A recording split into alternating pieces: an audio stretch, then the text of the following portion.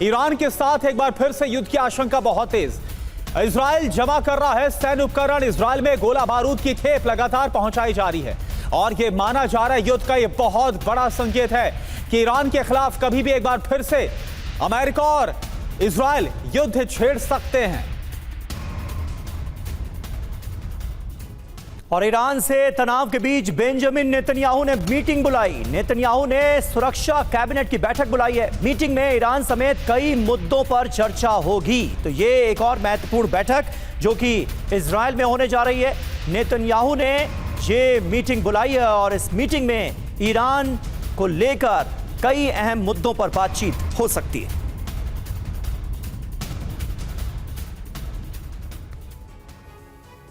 इधर नेतन्याहू की मीटिंग आखिरकार इतनी खास क्यों बताई जा रही है? बड़ी खबर क्या है? इजराइल ने ईरान पर हमले की तैयारियां तेज कर दी है। कभी भी हो सकता है हमला। अलर्ट पर इजरायली सेना। इसके अलावा अमेरिका ने इजराइल में सैन्य मदद भी भेजी है।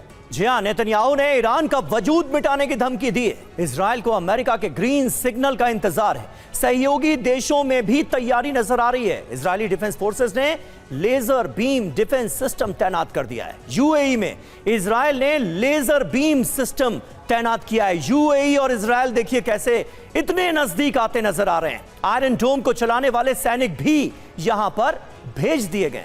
अब इससे खतरा क्या है?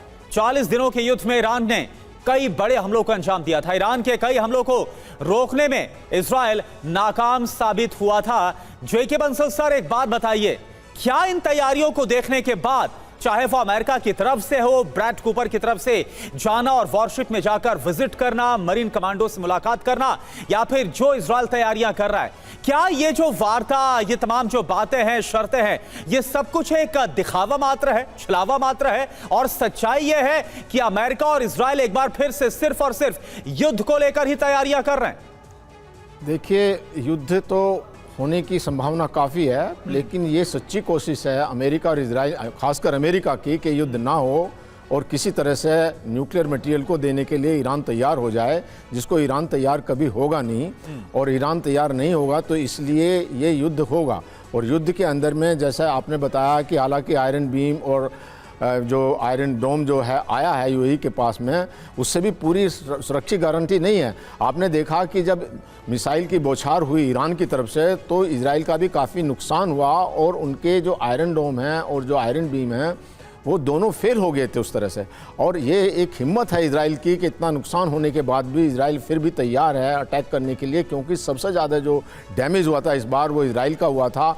और जो ईरान का यही फोकस रहेगा कि इजराइल को ज़्यादा से ज़्यादा डैमेज किया जाए और उनका जो न्यूक्लियर साइट है डिमोना, उसके ऊपर भी अटैक किया जाए। तो इन बातों को देखते हुए जो इजराइल के अंदर में डैमेज होना है और जो गल्फ़ कंट्रीज़ के अंदर में डैमेज होना वो बहुत ज़्यादा है। हालांकि ईरान को काफ़ी डैमेज होगा इस बार। जिस तरह की जो तैयारियाँ हैं, B-2 बॉम्बर और जो हाइपरसोनिक मिसाइल्स अमेरिका ने मूव कर दी हैं, तो उनको देखते हुए इस बार ईरान के अंदर में काफ़ी डैमेज। और जो उन्होंने सोचा हुआ है कि हम इनकी लीडरशिप को ख़त्म करेंगे, वहीदी को ख़त्म करेंगे, जो बाकी सिविलियन लीडरशिप को ख़त्म करेंगे, और इसके अलावा जो न्यूक्लियर। लेकिन एक बात तो ज़रूर है कि न्यूक्लियर मटीरियल को ले जाना इतना आसान नहीं है, क्योंकि उसके लिए बहुत टाइम चाहिए। और अटैक करके, वो पिछली बार भी अटैक किया था, वो नीचे दब जरूर गया था, लेकिन निकाल के ले जाना बड़ा मुश्किल है। और जहाँ तक बात यह है कि रशिया के पास में न्यूक्लियर मटेरियल रखा जाए, तो वो तो ईरान की, रशिया की जो है उनकी तो आपस में बड़ी एक साठगांठ है, तो कभी भी वो ईरान के पास वापस आ सकता है। तो इसलिए अमेरिका तैयार नहीं होगा कि न्यूक्लियर मटेरियल जो है वो रशिया के पास रखा जाए। तो न्यूक्लियर मटेरियल या तो उसको किसी तरह से डिस्ट्रॉय किया जाए या उसको अमेरिका लेगा, तभी जाकर। और अभी तक का ईरान का जो रुख है वो बिल्कुल साफ नजर आता है कि किसी भी हाल में डिस्ट्रॉय करने के लिए एनरिच्ड यूरेनियम को या फिर अमेरिका को सौंपने के लिए ईरान तैयार नहीं होगा। तो फिर बात बनेगी कैसे? घूम फिर कर बात वहीं पर आ जाती है।